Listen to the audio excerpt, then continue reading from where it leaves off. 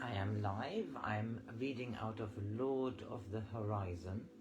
It is another far memory book by Joan Grant.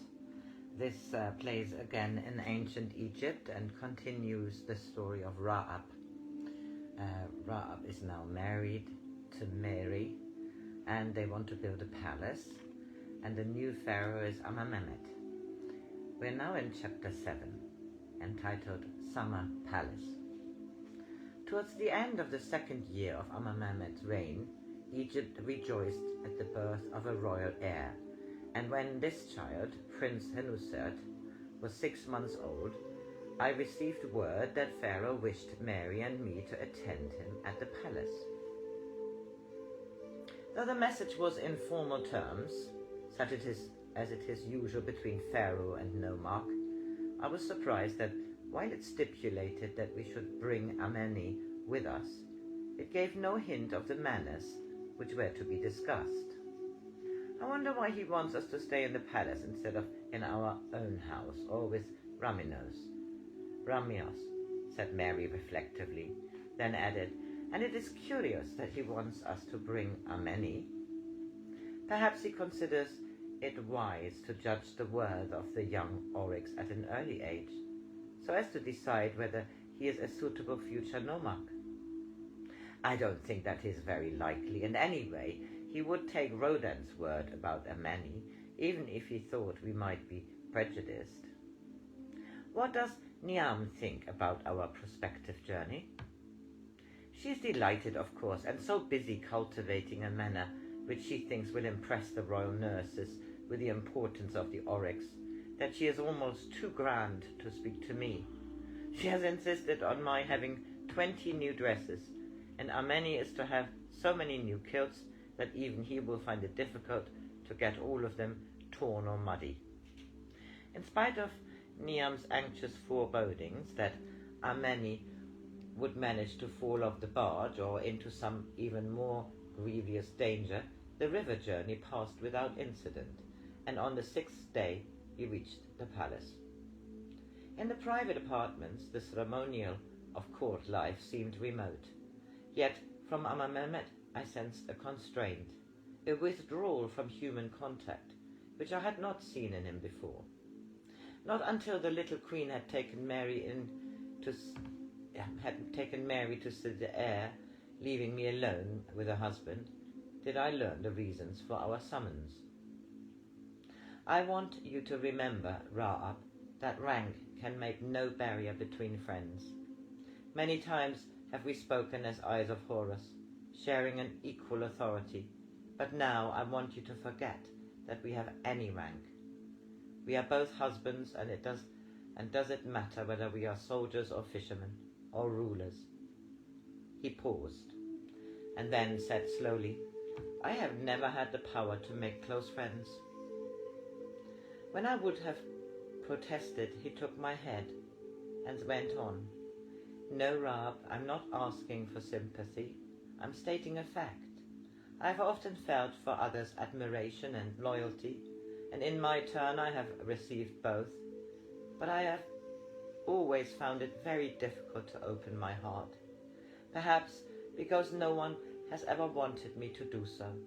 Many give me respect, and to some of my people I am even an object of veneration.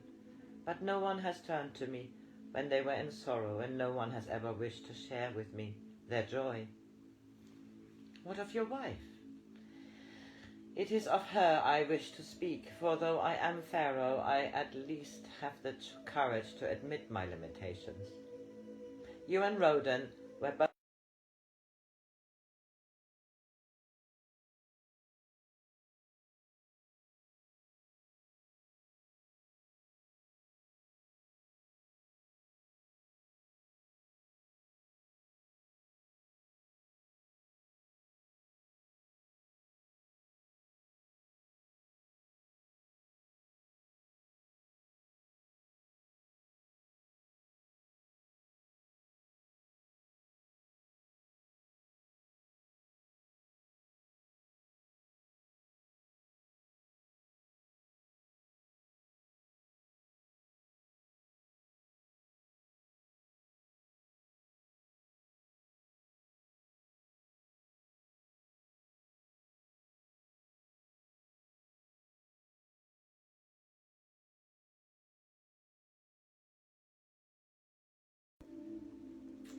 I don't know when this stopped, so I repeat the last sentence.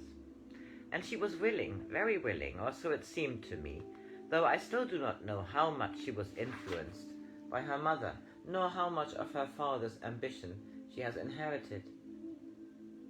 I forgot that she was too young to know her own heart, or that it is difficult to be wise for a lifetime at 13. I tried to be gentle with her, and for nearly a year after we were married I did not take her as my wife, for I thought her body too immature to bear a child without hardship. She shared her own apartments with her mother, and we seldom saw each other except in company.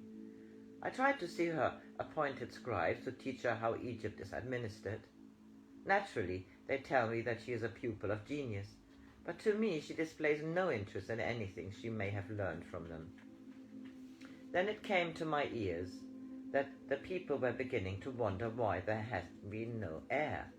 I told Nefertari that it was my wish that we should have a child, and she seemed pleased. I did not realize that her foreign mother considered ignorance in such matters to be an ornament to a bride. When I tried to take her, she looked at me with horror, as though I were possessed by a demon.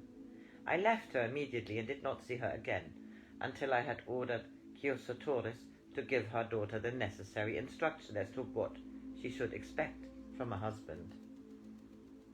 It is not a happy augury for a child's birth when at its conception the mother tries to conceal her tears and the father his self-disgust.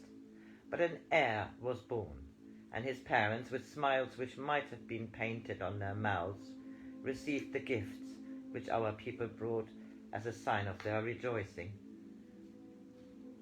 I have tried to compensate her for the loneliness of being married to a man she does not love, and who does not love her. I have taken no other woman, and so I am considered a most devoted husband, nor does she desire any other man, so well did I sicken her of love-making. Nearly every time I see her I bring her a gift, a necklace, a jar of ointment, a tame gazelle, some rare plant for her garden. She thanks me for them very prettily, and so conceals what we both know, that we can't find nothing about which to talk. It is a bitter jest, Ra-Ab, that I, Pharaoh, who swore to bring happiness to Egypt, to bring peace to the two lands, have brought no happiness to my wife, and can find no peace in my household.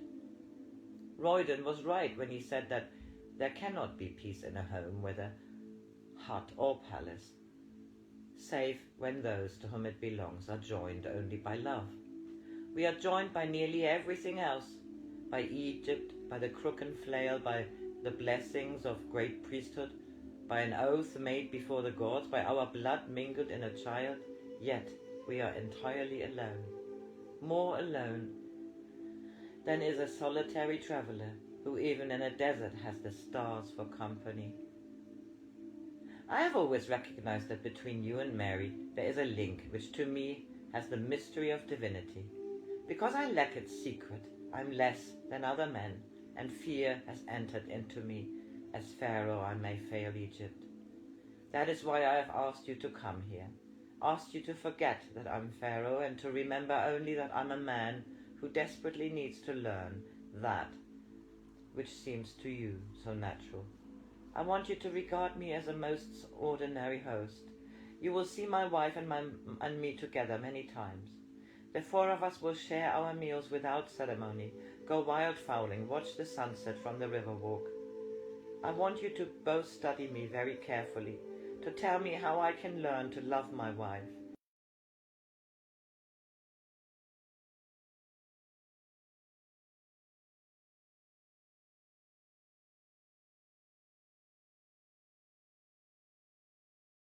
His hands between the bars to beg for alms.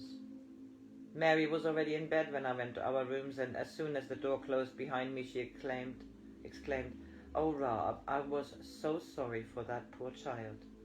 What is wrong with him? You told me he looked very healthy." "I don't mean the little prince, I mean his mother." "Why call her a child? She has the presence of a woman twice her age." Yes, the presence of a child pretending to be grown up, pretending so hard that she overacts the part. You only saw her while she was with her husband, and at first she was the same with me. She told her attendants to bring the caskets in which her jewels were kept, hoping to impress me with their magnificence. She reminded me of Amenemhet when he heard us say that a lion had come down on the herds. Do you remember how he picked up a stick he pretends is as a throwing spear, and ran up and down the room shouting, "I'm not afraid of any old lion. I'm a mighty hunter. If it doesn't run away quick, I'll stick my great sharp spear through it until it dies dead and can't hurt any more cows." When Nefertari was showing me her possessions, it was as though she was saying, "Look at all the things I have been given. Look how fortunate I am. I am the queen. Every woman envies me. Every woman wants Pharaoh, and he has chosen me as his only wife." She is so unsure of herself that she wants to be praised all the time, so as to keep herself from knowing how miserable she is. Now I'm afraid the battery will go empty, and I continue this later.